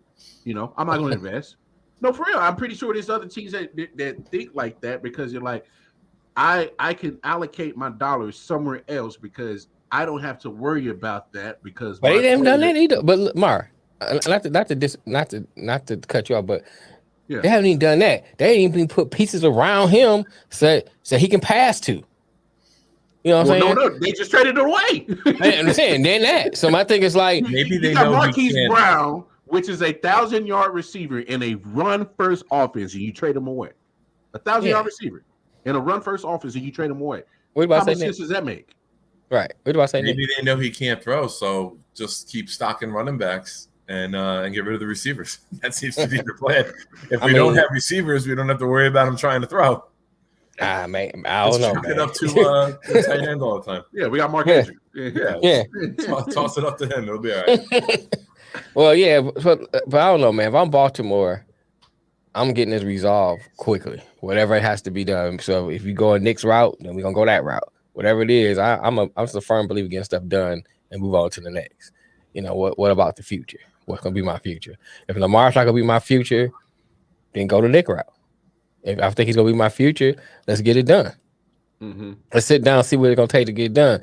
And if I'm not gonna reset the market with him, this is what I'm willing to pay you. Yeah, but no. First of all, well, let's have that conversation right there because there's no way you reset the market. The quarterback market is at $50 million. There's no way you reset it with Lamar. And I love Lamar, but there's no way I'm giving him $50 million. There's no way. Oh yeah, on there. I can't do it. Until I Anthony, wouldn't want to give him that for 2 years total. Oh no, I wouldn't give him that. I don't think he deserves that.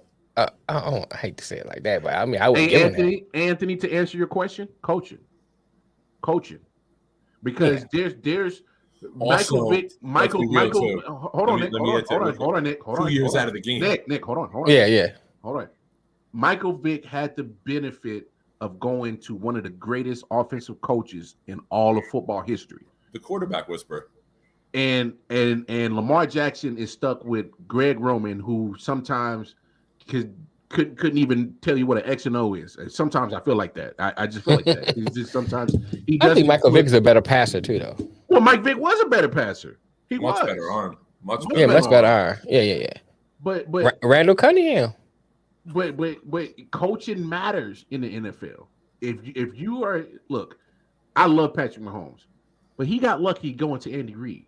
If he goes to fucking goddamn Urban Meyer, and Adam Gase, right? Oh, he's been. Well, I'm saying Patrick Mahomes. He might have been in USFL. But I'm saying Patrick Mahomes may have been the best thing that ever happened to him, because then maybe his wife would have left him. Patrick Mahomes still has some talent to make plays, but he's not doing what he's doing in Kansas City if he goes to Urban Meyer or Adam Gase. You know, coaching matters in the NFL. It matters. Does. It matters where your coaches put you in a position to succeed. It matters how they write up and draw up these plays to highlight what you do better or highlight what you do best and improve what you lack on. I agree with that. Look, and also, when did Vic get Andy Reid? And later in his career, in prison, and he was out of the league for what, a year and a half, 2 years. 2 years, yeah. Mm-hmm. So athleticism declines a little bit after you've been sitting up in a cell for 32 months or whatever it was.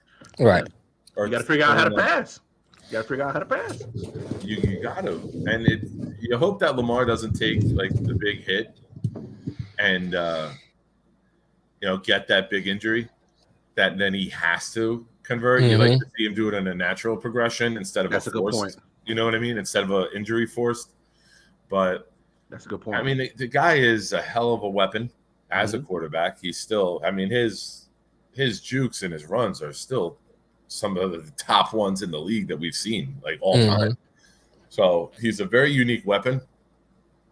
I want my quarterback to be able to stand in the pocket and make all of those throws instead of looking to escape Alcatraz every single snap. Yeah, I agree. I would say this. I want him to think pass first before he think run. Run should be the last resort.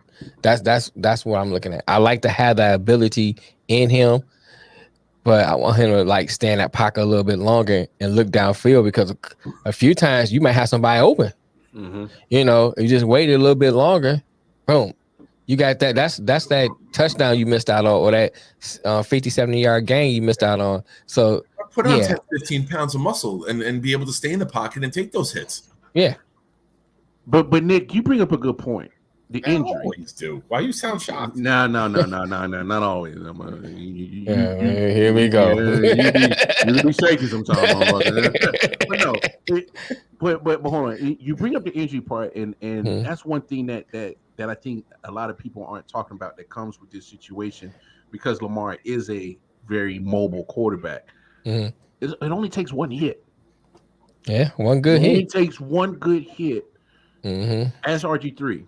How quick his career changed after one good hit. This dude been sent to ESPN to commentate college football games now, right? But because he couldn't bring back the same magic. He better than Drew Brees, though. No, don't do that. He better than Drew Brees. Don't do that. I'm talking about commentating. Yeah, I know what you're talking about, but I don't know. But I wouldn't go that far. And Drew Brees was. Yeah, well, honestly, Drew just went 1 year. Drew sounded like he got dropped on his head when he's doing commentating. He had a hand injury. Anthony says, yes, if I'm investing over $35 million in the QB, I will make sure he's safe and has weapons. Yes, you are right, Anthony, but the thing is, with what Lamar does, what scares me is what Nick's point is the time that he goes out and tries to make these fantastic runs. If he takes that one good hit, and we just signed him to just reset the quarterback market, even though you don't do it, but we don't know what the numbers are talking about. Me personally, I'm talking in the range of 35 to 38 for Lamar. What are you making now? Probably 19, 20. That's all they're making. Because Baker's making about the same for that 1 year deal. Left Yeah, on I that give him contract. 35. 35. 30. I think 35 is a good amount for him. Well, we broke it down last week. So at the top of the QB market, Aaron Rodgers reset it at 50. Mm-hmm. All right. You got Deshaun at 46, which we don't know if he'll ever see that shit. He'll see it, just might not see it this year. Yeah, that's another conversation. Right. Another day. Mahomes is like 45. Matt Ryan, Stafford around 40. Ryan Tannehill's 39, 38, somewhere around there. So if you look at he need to be making more than Ryan Tannehill. Real should he? Yeah, he should. I mean, let's really look at Tannehill's numbers a couple of years ago. The hell with his number. I look at him play. I know what you're saying, but Tannehill's numbers. Look, I know he shut the bed. He did an Amber Heard in the playoffs against the Bengals. I know, for real.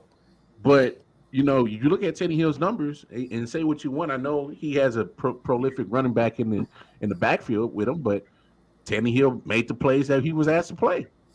Yeah, that was fine. He still should make more than Tannehill. Okay, that's fair. So you put him on par at least. Get 38, 30 now with Tannehill making at least. Yeah, so 35, 30, between the range of 35, 38 seems reasonable. Yeah, that seems reasonable for Lamar Jackson. Yeah, I give him that. I don't have a problem making that. He ain't getting no 50 or no 52 or nothing. He definitely ain't getting that. It's like, oh no. They say this is reserved for Super Bowl winning quarterbacks. This is not you. You know what I'm saying? That ain't you. No, that ain't you. We need Lamar to win a playoff game first. Right, you know what I'm saying? How right. about that? give me a playoff win. We'll see what we can do. Anthony said I could name 10 quarterbacks that should be making more than Ryan Tannehill. I can name 10 people in the hood that should be making more than him. Stop. Stop. I can't with you. I know it's way too early. It's way too early, but do the Rams look like the team to beat in the NFC? I mean, yes. NFC, yes. I'm just making sure. Nobody's on their level in the NFC. I mean, as long as they're healthy, they will cakewalk to the Super Bowl again. Nobody in the NFC is beating them. Nobody in the NFC East can line up and beat them. Nope. Nobody in the South can line up and beat them. And yes, I'm including the Rams, the Bucks. Oh no, they own the Buccaneers. They own the Buccaneers. Every time they play Tampa Bay, they get them. The team with the best shot to line up and beat them, San Francisco. If Trey Lance becomes average, what they do in the trenches on both sides of the ball. Stay right there, Nick. Stay right there. Stay right there with San Francisco. What are we going to do with Jimmy G? They said they were going to trade him. Yeah, they're going to trade him. When? He had a surgery. He's going to have to wait until he can show it. Probably come training camp. If somebody like Lamar gets hurt, Jimmy G is going to be the guy that people trade for. So let me guess. So let me ask you this. You're John Lynch. Mm-hmm. You go into week 1 with Jimmy G and Trey Lance on your roster, Nick? No, you wait till Garoppolo's healthy and he can go and showcase for other teams, and then someone will make a trade for him. People always trade for guys who have started. When you have starting experience in the league, that's there's no price tag. What are we talking about Eli for? Why are we talking about Eli? He's retired already. He don't even got a contract. Why are we talking about him? He's the third best quarterback in the family. Let's pipe the fuck down about him. That's behind. I'm sorry, I forgot about Archie, the dad. I'm gonna say fourth. I'm gonna say what about Archie? Yeah, I was thinking about the kid. I was thinking about the kid. I forgot about Archie. Oh wow, y'all gonna do Eli like that, dog? Y'all wild. Hey, first of all, let's let Matt have his talk, because once the regular season starts, we already know what's up with the Giants. Right. You need to be talking about Daniel Dimes. Yeah, how you gonna get rid of Daniel Dimes? Right. Tell him to go back to Duke. I know why they call him Dimes, because he looks like he's on heroin when he's playing. No. This show's getting off the rails. But no. What would it take for San Francisco, in you guys' opinion, to topple the Rams? I mean, because it's not like the Rams. They play them close. They play them close. They didn't blow them out the water in that championship game. You know what I'm saying? That was a last few possession type of game. So, in your opinion, Detroit Mel, and then we'll go to Nick. What would San Francisco have to do to get over that hump? Pray.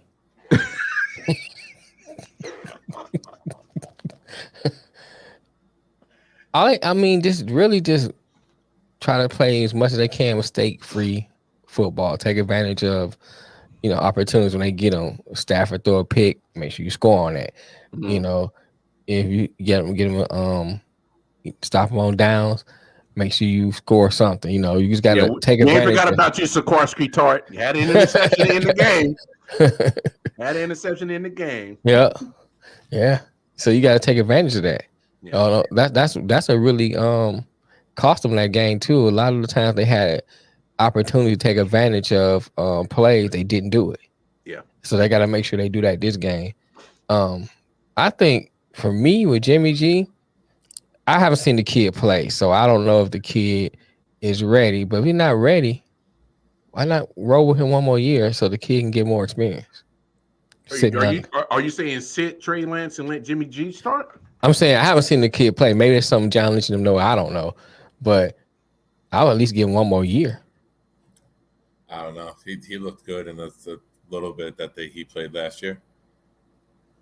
I just think Jimmy G is what Jimmy G is, right? Mm-hmm. Jimmy G came out, caught lightning in a bottle, went 6-0 his first year, and then in the second year, got hurt. Hold on, what's he saying? He's talking crazy. Hey, he ain't better. He ain't better than Eric Hippo. Hey, Anthony said Eli Manning really didn't win them Super Bowls. It was all on God, and he helped a lot. It was God. God did that. Oh, wow. My goodness. Fourth best is still better than any of the QBs. Oh. I saw it. He ain't better than Eric Kramer. I'd still take Chad Pennington over Eli Manning. Eli Manning just had a better team. Damn, shots fired. Eli Manning is not better than Matthew Stafford. He ain't better than Bobby Lane. He ain't better than Rodney Peete. He ain't better than Rodney. He ain't better than Andre Ware. He ain't better than Andre Ware. He ain't better than Eric. He ain't better than Eric Kramer. Right, Eric Kramer, Eric Hippo. Wow. Y'all are wild. Hey, bro. Hey, you give Scott Mitchell that Giants defense. Scott Mitchell was right. He ain't better than David Bile. Y'all wild today, bro. Y'all absolutely wild today. But look, I think Wayne Fox played better than he could. Stop. I would rather watch Joe Biden ride a bicycle than watch Eli Manning. With a blindfold on. Oh, God. Oh, my goodness. I can't with y'all today. Y'all are absolutely out of y'all fucking minds today. Oh, my goodness. Hey, man, we got the band all back together. It's been a while. We had a while out a little bit. Oh, my gosh.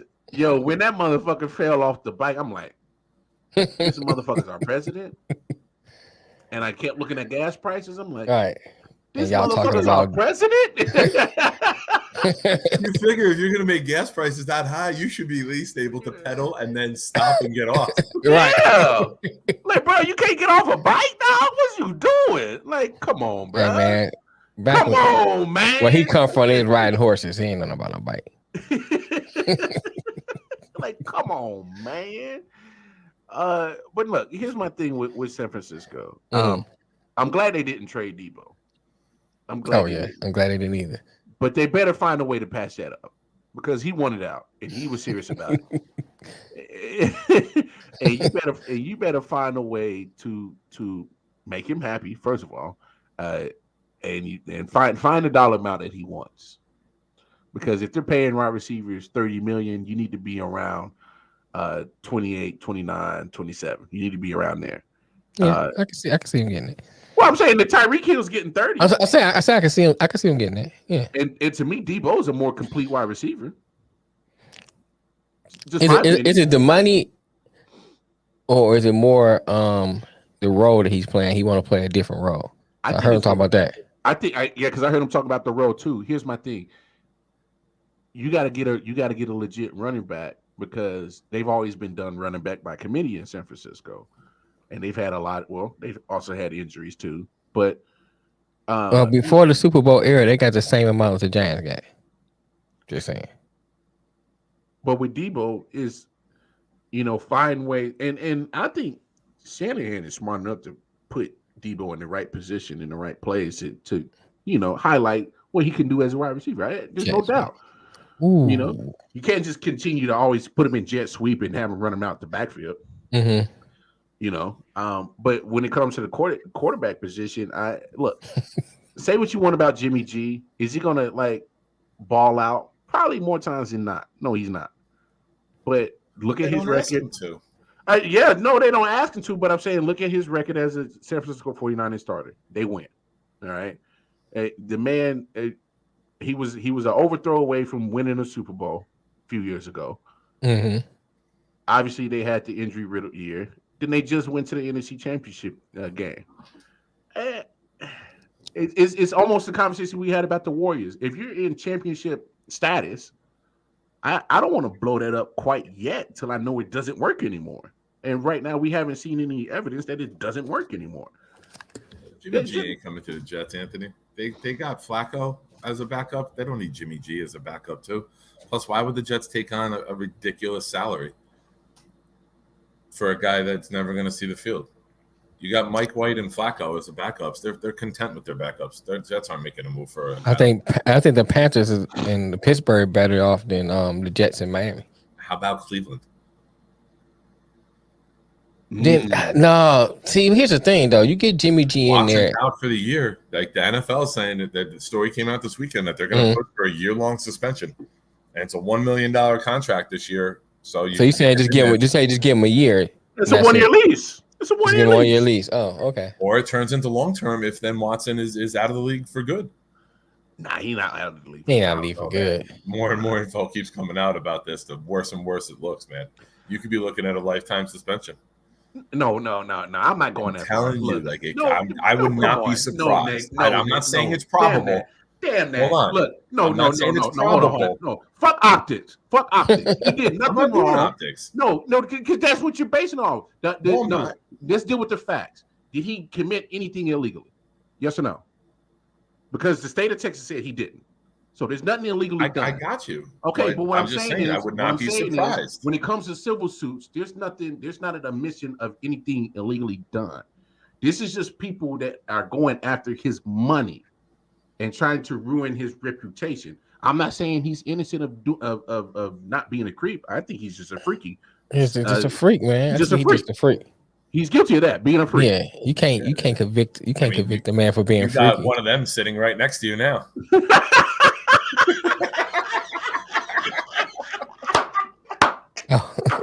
I don't deny that.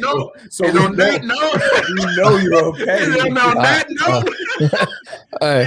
Hey, I do not deny that. The only difference between Jamel Thomas and Deshaun Watson is money. It's money. That's it. They're both wearing orange. Cause you gave me that $230 million. It'd been more cases. I like 30 million cases. I'm like 66. Nigga, hold my beer. That's a holiday weekend for me.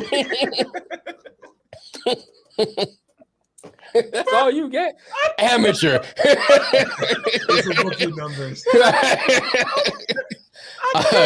I'll put them numbers up in middle school, bro. What you doing? Oh my god. Yo, y'all take the shot.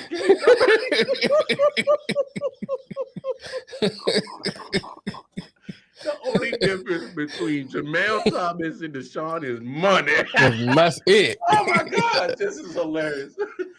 Oh shit. On that note, we're gonna end it because we have reached our max, and this is a good spot to end this shit on. Both ran orange. I mean, if I do this, it kind of looks like him, right?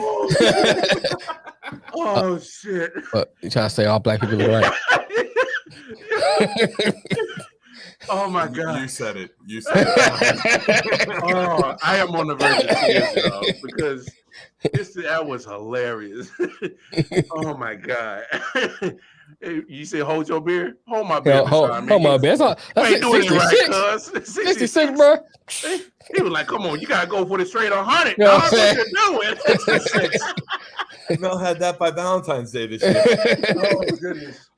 I was putting those numbers up in middle school, bro. What you doing? That was study hall, motherfucker. Right, you know what I'm saying? Hey, yo. Oh, I'm glad we got that. I'm glad this show happened. I'm glad the big homie Nick may help come back and stir this motherfucker up. What I do, man? Cannonball into the shallow end. I don't give a fuck. I.O.W. Carmar, the man with the Grandmaster plan for I.O.W. Network Detroit Mail, who can easily get 100 civil suits easily in a heartbeat. Shiny the color of my class. This is episode 162 in the books, man. If y'all want to come, man, please, y'all might have to replay this episode and see what the damn foolishness was all about. But no, we appreciate everybody jumping in the comments for the support of the show. And please come back Thursday, 4 p.m. Eastern Standard Time for episode 163. And hopefully, Detroit Mail will be with us. All right, thanks, Anthony. I invented the word scandal. You invented the word scandal. On behalf of the I.O.W. Sports crew, it's been real. Peace and love, y'all. We'll see y'all Thursday, 4 p.m. Eastern Standard Time. Hey. Bitch better have my money. Gonna rack them up.